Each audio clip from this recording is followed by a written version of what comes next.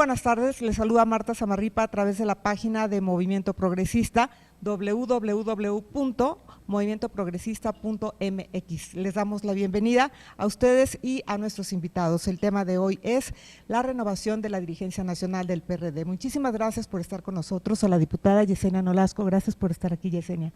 Gracias. Se encuentra con nosotros René Cervera, muchas gracias, René. Le damos la bienvenida a Elías Miguel Moreno Brizuela, muchas gracias, Miguel. Y damos también la bienvenida a Agustín Guerrero. Agustín, gracias por acompañarnos. Bueno, pues ha habido una larga espera para la renovación de la dirigencia nacional del PRD. ¿Qué está pasando? Bueno, pues nada fuera del otro mundo que no sea indicativo del PRD. En el PRD nos gusta complicarnos la vida innecesariamente, pero bueno, quiero explicar que la actual dirigencia, encabezada por Jesús Zambrano, tiene hasta el 21 de marzo es el día en donde termina su mandato. Posteriormente se tendrá o que nombrar un interinato o prorrogar el mandato de Jesús Zambrano como presidente del partido y convocar a elecciones. Hay en el PRD el método que está instituido en nuestros estatutos, es el método libre, abierto, secreto a todos los militantes del PRD, y dice el estatuto que si el 60% de los consejeros nacionales decide otro método, se puede hacer, tiene la autonomía para hacerlo el PRD, pero siempre, y esto quiero dejarlo claro, nuestra vida democrática al interior del PRD, y el PRD nació precisamente con eso, es que debe ser consultada toda la base de militantes, porque nosotros criticábamos, lo quiero dejar muy en claro, al PAN y al PRI, que tenían una democracia representativa, que solamente los grandes señores o los notables son los que opinaban de un partido. En el PRD todos los militantes tenemos el mismo derecho. ¿Hacia dónde ven que se perfila en este momento a la renovación del partido? ¿Sería por una elección abierta, como ya has mencionado, Miguel? ¿Sería a través de un acuerdo de unidad, por una candidatura única, o sería a través de este consejo electivo? Tú quisieras responder, Yesenia, adelante. Bueno, más que responder la pregunta, sí quisiera recalcar que en este momento el país está atravesando renovaciones de partidos, no nada más del PRD, sino de los partidos de derecha, de ultraderecha. Entonces yo creo que todo eso se viene conjuntando también con la renovación del PRD. Bien lo dijo nuestro compañero, que la esencia o cómo nació el PRD es precisamente siendo un partido abierto por elección abierta. Sin embargo, en este momento pues tenemos tres opciones: es elegir por consejeros, votación libre, que es a la cual nosotros le apostamos, que es una elección con sus afiliados, donde ellos pueden votar libremente y con un voto secreto, y la tercera, pues un candidato de unidad, lo cual lo veo un poco más difícil, pero sí volver a decir que, por ejemplo, y yo creo que no es comercial para los demás partidos de enfrente, que por ejemplo el PAN va a una elección de sus afiliados, van a hacer una gira en todos sus estados, van candidatos de unidad de diferentes planillas, no sé cómo lo manejen en el PAN, y eso da un mensaje hacia la población de que está siendo un partido democrático. Entonces yo creo que los democráticos se supone que somos nosotros, los de izquierda, el Partido de la Revolución Democrática, el PRD. Entonces creo que sí deberíamos de ir a una elección abierta, donde nuestros afiliados PRDistas tuvieran la libertad de votar de quién puede representar al PRD a nivel nacional. ¿Ustedes ven que vayamos a ese escenario que marca el estatuto? Bueno, mira, yo te diría que primero hay que ver en qué contexto llega el PRD a esta etapa de renovación de la dirección del partido, porque es muy importante tener en cuenta eso para que los afiliados, los militantes de base, pues tengan un criterio de qué es lo que más le conviene al partido, qué es lo que mejor le puede servir al PRD para la etapa que viene. Nosotros venimos de una situación un tanto contradictoria. Hace 2 años obtuvimos el mejor resultado electoral en toda la historia de la izquierda mexicana, casi 16 millones de votos, más votos que en el 2006, 1 millón de votos más que en el 2006. Y ese es un resultado que puede ocultar la realidad del partido, o sea, cómo con tan buenos números implicaría pues que ha habido políticas correctas, digamos, que dan como resultado un respaldo ciudadano muy fuerte en votos en la elección presidencial del 2012, que ya le tocó conducir a la actual dirección que encabeza hoy Jesús Zambrano. Al mismo tiempo, en estos 3 años de dirección de Jesús Zambrano, nosotros perdimos Baja California Sur, que gobernaba el PRD, perdimos Zacatecas y perdimos Michoacán, ¿no? Particularmente Michoacán, un estado emblemático para el PRDismo. En pocas palabras, nosotros fuimos expulsados del norte del país. Hoy el PRD tiene una presencia mínima en el norte del país. No gobernamos ninguna entidad, no gobernamos ningún municipio sustancial, importante, digamos, alguna capital o algún municipio con un peso económico importante o un peso político, y al mismo tiempo nuestra presencia en los congresos estatales es mínima. Es decir, tenemos entidades como Coahuila, donde el PRD es del 1.7%, Jalisco, donde somos del 4%, Nuevo León, donde nuestro porcentaje de votación es del 4%, en fin, o sea, traemos una presencia mínima. Entonces, bajo estos elementos, ¿qué es lo que necesitamos? ¿No? En primer lugar, decimos nosotros, cambiar la línea política. El partido necesita modificar su línea política, que el Congreso Nacional último que tuvimos no la modificó. El debate de si el PRD participaba o no en el pacto, ¿no?, fue votado a favor de mantenerse en el pacto. A los 3 días la realidad nos puso en nuestro lugar, pero la línea política fue distinta a lo que la realidad nos indicó a la semana, a los 3 días de aquel encuentro. Entonces tenemos una línea política que no corresponde con la realidad y que la votamos, que se votó por mayoría. Nosotros votamos en contra, nos estábamos en una postura donde consideramos que el partido debería de retirarse del pacto y requería iniciar una línea de auténtica oposición al gobierno actual de Enrique Peña Nieto, por un lado. Y por otro lado, el método que teníamos para elegir dirigentes de voto universal, directo y secreto, como un método primario en el estatuto, hoy no existe. Hoy se requiere que el consejo que va a convocar, que va a emitir la convocatoria para renovar los órganos, con el 60% de sus integrantes, nos diga con qué método se va a realizar la elección del presidente y el secretario general. Antes no, todavía en el último estatuto, el método de elección universal llevaba mano, digamos, ¿no? Y si alguien quería modificar ese método, por 2/3 partes, por el 66% de consejeros, se podía cambiar, ¿no? Entonces, hay un cambio importante en este Congreso, en este último Congreso Nacional, primero porque baja el porcentaje del 66% al 60% para establecer un método, y segundo, ya no hay un método primario, es decir, si alguien no alcanza, anteriormente si alguien no alcanzaba el 66%, pues ya teníamos método. Hoy no. Hoy si no se alcanza el 60% en un Consejo Nacional, pues habrá que ver cuál es el método es incierto.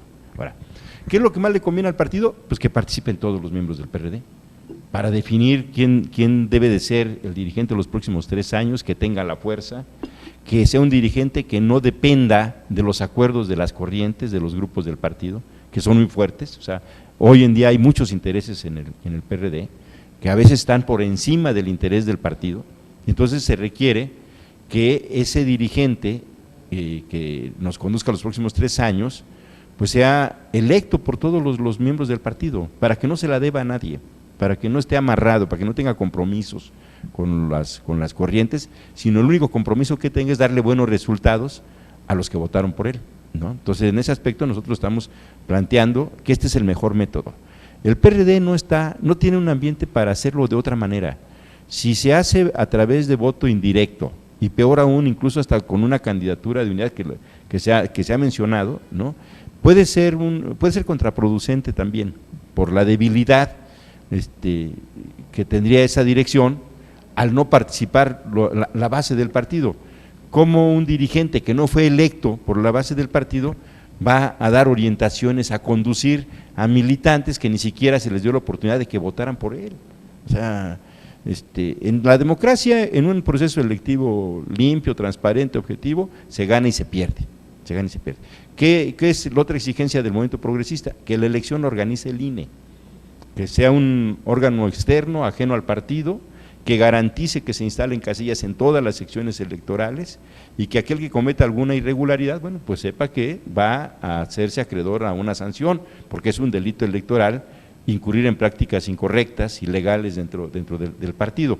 Entonces, si se hace una elección limpia, ¿no?, transparente, el dirigente que salga electo ahí, pues va a tener mucha fuerza, y quien no gane no va a tener argumentos para desconocer el resultado. Este es el otro asunto también que le da la fuerza a los dirigentes. Entonces, nosotros tenemos que pensar en esa lógica. La mayor legitimidad, la mayor fuerza de un dirigente viene de la participación de todos los afiliados. Entonces, el PAN ya lo está haciendo, el PAN tomó esa decisión, como decía la diputada Yesenia Nolasco, ¿no?, que era un partido conservador, de familias. El PAN siempre ha sido un partido de familias, donde las familias pues no soltaban el hueso, ahora sí, o sea, se rotaban la dirección. El PRD fue un partido que nació exigiendo dos cosas: sufragio efectivo y no reelección. O sea, eso, el mismo reclamo de la Constitución mexicana, de la Revolución Mexicana, es lo que es el origen del PRD, sufragio efectivo. Y entonces, 25 años después, pues no podemos nosotros comportarnos como las familias del PAN, ¿no? Y el PAN ahora resulta que ya tomó la bandera de un proceso democrático abierto, universal. Gracias, Agustín. René, ¿este sería entonces el momento de mayor debilidad del PRD? ¿Cuál es tu visión sobre la situación del PRD? Yo creo que, coincidiendo en muchos de los temas que aquí se han planteado, el tema del contexto es muy importante en este proceso de renovación, porque, como lo mencionaba Agustín, el pasado proceso electoral a nivel federal pues arrojó un apoyo muy importante para digamos, las propuestas de lo que la coalición del movimiento progresista estableció como una oferta hacia la ciudadanía. Creo que la gran pregunta que tendríamos que hacernos es qué mensaje le mandamos a esos 16 millones de votantes con el proceso de renovación que estamos haciendo, primero. Segundo, ese mensaje tiene que ver o tiene que responder también a una situación general que está viviendo el país, que es una situación de rezago, de atraso, de implantación de las reformas que en su momento se denominaron como reformas neoliberales y que ahora pues han acabado de cerrar su círculo inicial de ideas. Me parece que el mensaje es a esos 16 millones de votos que tuvimos, y ese es el mensaje que tenemos que construir. ¿Por qué? Porque, coincidiendo, reitero, con lo que aquí los compañeros han planteado, lo que tenemos es una discusión hacia adentro, que es una discusión muy vigorosa, muy fuerte, pero que no estamos siendo capaces de, digamos, desdoblar hacia la sociedad en términos de un mensaje de que este es el partido que en efecto puede modificar el estado de cosas que está viviendo el país. Entonces, para nosotros esta renovación tiene la peculiaridad de que es la renovación que le va a permitir a este partido, o no, estar en condiciones primero de competir en el 15, pero sobre todo en condiciones de competir en el 18, que es finalmente un momento pues siempre importante en nuestro país, la renovación de la presidencia de la República. Yo creo que el partido tiene que buscar el mejor mecanismo para que la gente sienta, y en efecto así ocurra, que alguien la representa,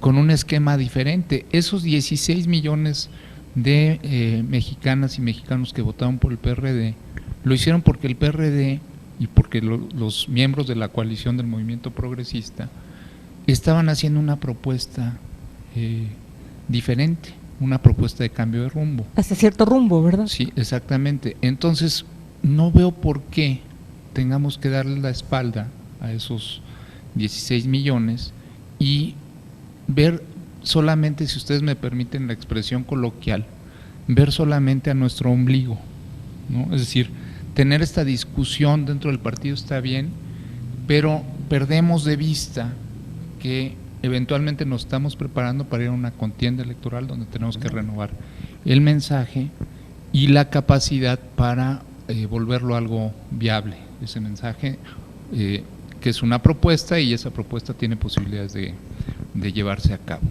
Entonces, me parece que un método que busque darle la espalda a esos 16 millones, porque en el fondo eso es una elección indirecta, me parece que es un método inadecuado. ¿Por qué queremos un método abierto? ¿Por qué queremos un método de consulta? Pues porque es la mejor manera de estar en contacto con ese núcleo de población que votó por nosotros, de mandarles el mensaje correcto, ¿no?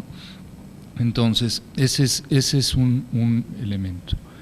Los procesos de renovación de dirigencias, pues son procesos de eso, o sea, hay que renovar, hay que replantearse cosas. Particularmente este proceso ha sido muy complejo, este proceso de renovación, porque viene marcado por una tendencia de la dirigencia nacional a colaborar con el gobierno. Y eso es lo que ha puesto en una tensión, digamos, al partido. ¿Es una tensión coyuntural o es una tensión estructural? No lo sé. Yo creo que es estructural. Y yo creo que la única manera que tenemos de rebasar esa tensión, de superarla, es buscando el apoyo, el conocimiento y digamos, la expresión de la mayor cantidad de gente posible. De hecho, nuestra propuesta inicial estaba planteando la posibilidad de hacer una encuesta, no una encuesta a militantes, sino una encuesta a simpatizantes. ¿Por qué? Pues porque eso es lo que necesitamos. Necesitamos que este vehículo que va a tener la izquierda mexicana para el 2018 sea un vehículo que esté en perfectas condiciones para poder competir. Ya Agustín mencionaba hace un momento los muy magros resultados que se han tenido en el 2013 y que yo creo que se van a repetir en el 2014. Entonces, ¿qué necesidad tenemos de ignorar, digamos, estos elementos para darle una salida que a lo mejor nos deja internamente más o menos satisfechos a la mayor parte de las fuerzas, pero que eventualmente no va a permitir tener un vehículo en las condiciones que necesitamos? Entonces, para mí el tema central que pasa por todo lo que aquí se ha dicho es qué mensaje proyectamos del PRD hacia una ciudadanía que por otro lado cada vez desconfía más de los partidos. Las instituciones peor evaluadas en el sistema mexicano son los partidos políticos. Entonces, si nosotros damos un mensaje de cerrazón, damos un mensaje de no querer escuchar, no querer ver hacia afuera, pues lo que estamos haciendo es reforzando esa percepción que es negativa hacia los partidos. Y eso no es bueno para la democracia y por lo tanto no es bueno para el país. Queremos recordarle a quienes nos siguen que además de estar en nuestra página www.movimientoprogresista.mx, también transmitimos a través de YouTube, aparece la dirección en pantalla, y a través de nuestra cuenta de Twitter, @progresistamob, para quienes quieran participar y darnos sus opiniones. Bernardo, hay una impresión, Bernardo Aguilar, acerca de que, bienvenido, acerca de que el PRD tendría quizá alguna reticencia para esta elección abierta que marca el estatuto. ¿Por qué razón? ¿Cuál sería tu punto de vista? ¿Y por qué, si el partido, como lo han planteado aquí todos nuestros compañeros en la mesa, bueno, ha buscado siempre democracia, por qué esa reticencia? ¿Se gana o se pierde? Entonces, ¿no se quiere arriesgar a qué? Bien, gracias, buenos días a todos y gracias por la invitación. El partido, como su nombre lo dice, pues democrático, ¿no?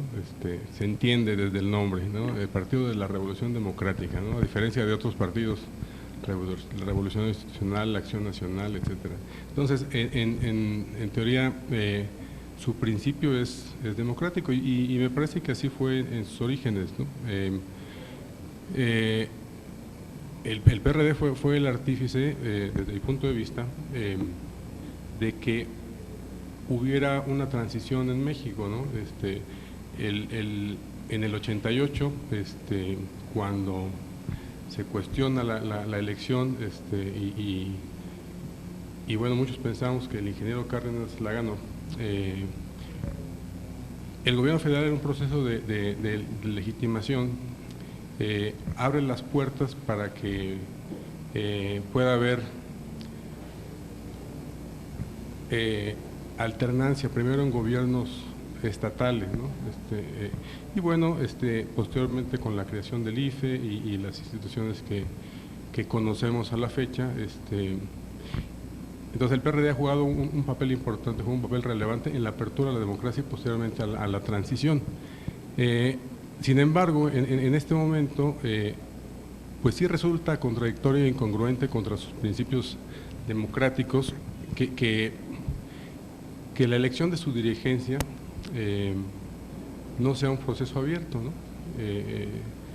Hay tres formas, de acuerdo a como el IFE hace unos días aprobó los estatutos, hay tres formas de la elección de la dirigencia nacional. No obstante, aparentemente se tiende por una elección en el Consejo Nacional, lo cual, reitero, está en contra de los principios. El principio de toda democracia, coincido con René, es que los ciudadanos elijan a sus dirigentes, ¿no? Y no solamente a sus representantes, ¿no? Y no solamente es el caso del presidente de la República, diputados, senadores, presidentes municipales, sino también los dirigentes de los partidos, ¿no? Que finalmente son los que delinean las políticas públicas del país. Entonces, a mí me parece una incongruencia que un partido que se dice a sí mismo demócrata, cierre la elección a un grupo de consejeros, y no son ni siquiera los 300 o 400 consejeros, sino los líderes de las diferentes corrientes de opinión al interior del partido, quienes decidirían en todo caso quién es el próximo dirigente de… Muchas gracias, Bernardo. Quería preguntarte, Elías Miguel, cuando hablamos de elección abierta, el estatuto se refiere a una elección abierta con respecto a todos los militantes o con respecto a todos los ciudadanos. ¿Y qué se vislumbra? O sea, ¿hacia dónde vamos? ¿Qué se espera? Bueno, en efecto, cuando se habla de elección directa es que es abierta a todos los militantes del Partido de la Revolución Democrática, que son millones de militantes. Cuando se habla de elección indirecta es hecha por los consejeros nacionales que fueron electos por todos los militantes, y esto se llama democracia representativa o indirecta. Pero aquí quiero, escuchando las valiosísimas opiniones de mis compañeras y compañeros, compartir algo con ustedes y con el público.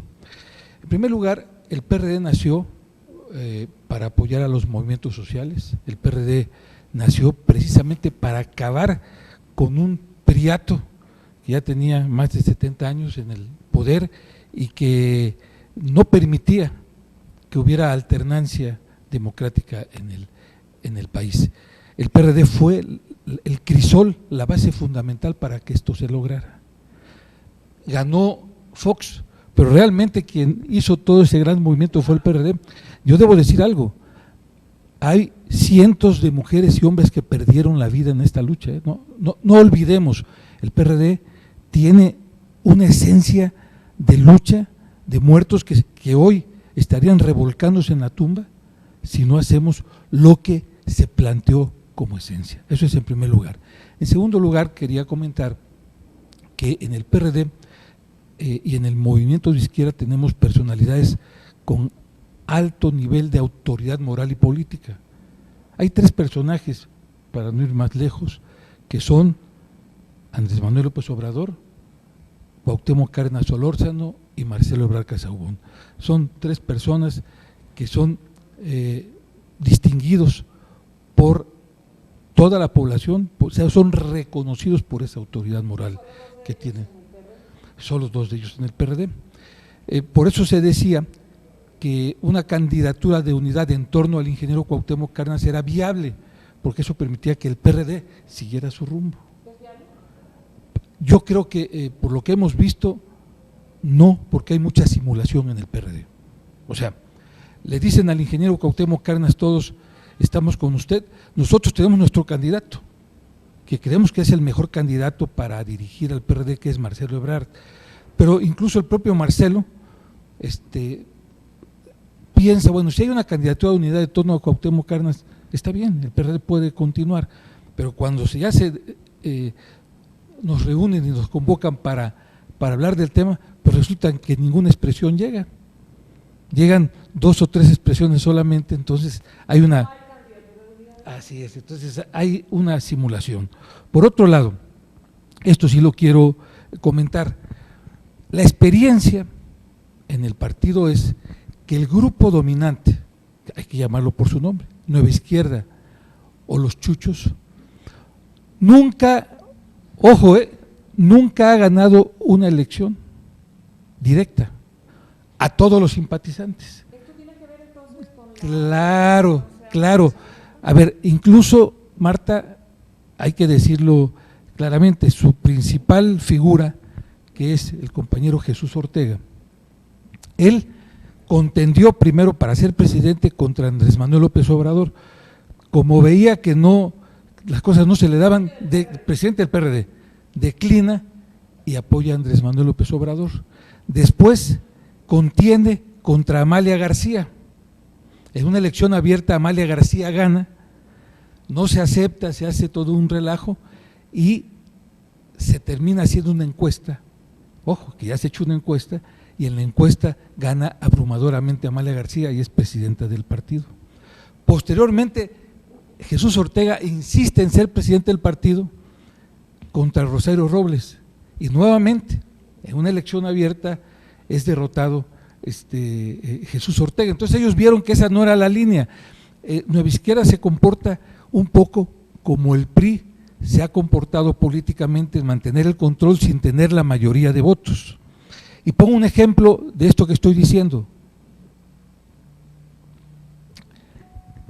Actualmente hay un divorcio entre la militancia del PRD, que sigue siendo esa militancia de base, de lucha, de principios, y la dirigencia del PRD. Y lo voy a demostrar de la siguiente manera. Se hizo una encuesta y más del 80% de los militantes del PRD estaban en contra del pacto político por México. Los militantes. Pero se va al Congreso en donde están los representantes. No están los militantes, sino están 2,000 representantes, exactamente. Y resulta que abrumadoramente el voto es a favor del Pacto por México. O sea, hay un divorcio, entonces no podemos hoy darnos el lujo de que esto vuelva a ocurrir. Por lo tanto, la nueva dirigencia del PRD, si queremos que el PRD siga siendo un proyecto viable, tiene necesariamente que hacerse mediante voto abierto, secreto, es decir, a todos los militantes una elección directa. Y termino con algo que me parece muy importante que todo nuestro público sepa. Se hizo una encuesta por parametría y en esa encuesta se le preguntó al público en general y a los perredistas quién querían que fuera su próximo presidente del PRD. En ambas poblaciones gana Marcelo Ebrard Casaubon. Y hablo específicamente del PRD. El 40% de los perredistas dijo Marcelo Ebrard Casaubon. El 38% Cuauhtémoc Cárdenas, ojo, estamos hablando del ícono, pero estamos hablando del ícono del perredismo, el ícono de la izquierda, no solo de México, de Latinoamérica, Cuauhtémoc Cárdenas, y bueno, la gente todavía 2% vio que era mejor presidente Marcelo. El candidato de Nueva Izquierda, el compañero Carlos Navarrete, 5%. Y Carlos Sotelo, que es otro compañero valioso, solo el 2%. Está clarísimo qué es lo que quiere el partido. Si no hacemos lo que la militancia quiere, se corre el grave riesgo de que el PRD se rompa y se acabe ese gran proyecto de izquierda que nació para cambiar este país. Gracias por el dato, Miguel, de la encuesta Parametría, porque bueno, hemos escuchado que se insiste en decir que Marcelo Ebrard solamente es bien visto por la sociedad en general, no por el PRD. ¿Tú estás de acuerdo, René? Sí, no estoy de acuerdo, pero yo lo que planteó Miguel me remite a dos cosas importantes, que son estas tensiones de las que estaba yo hablando hace un momento. Miguel acaba de identificar una que me parece muy clara entre la dirigencia y la militancia. Y otra que yo creo que está presente en este tema es la tensión entre, digamos, los líderes de las expresiones del PRD y los líderes socialmente acreditados del partido. Esa es otra tensión que se está expresando. Cuando emerge una figura como la del ingeniero Cuauhtémoc Cárdenas o cuando emerge una figura como la de Marcelo Ebrard, lo primero que entra en oposición casi en automático son precisamente los liderazgos de las expresiones. Es decir, traemos una tensión ahí que es parte de este problema. Es decir, ¿quién le dice algo positivo a la gente, a los ciudadanos y a las ciudadanas que votan? Pues se lo dicen estas figuras. Se lo dice Cuauhtémoc Cárdenas, que digamos tiene toda una trayectoria en la formación del PRD, es el fundador del PRD, que ha sido gobernador en Michoacán, que ha sido jefe de gobierno del Distrito Federal. Hay otra figura como Marcelo, o sea, que es respaldada socialmente. ¿Por qué? Pues porque tiene una experiencia de gobierno que se ha venido construyendo durante 30 años. Y a eso hay que enfrentar a unas figuras que no tienen trayectoria en la vida pública de México, más allá de las expresiones políticas del PRD. Del ombligo del que hablabas. Del ombligo del que hablábamos, exactamente. Entonces, la pregunta es, ¿qué le dice más a la gente? ¿Qué le hace más sentido a la gente? Y por eso Marcelo dice, pues yo no tengo nada en contra de una candidatura de unidad. Si la candidatura de unidad se logra, vamos con la candidatura de unidad. La candidatura de unidad está en un proceso y ese proceso tiene que llegar a un fin. Y en el fin veremos si la candidatura de unidad cuajó o no cuajó. Si la candidatura de unidad cuaja, bienvenida.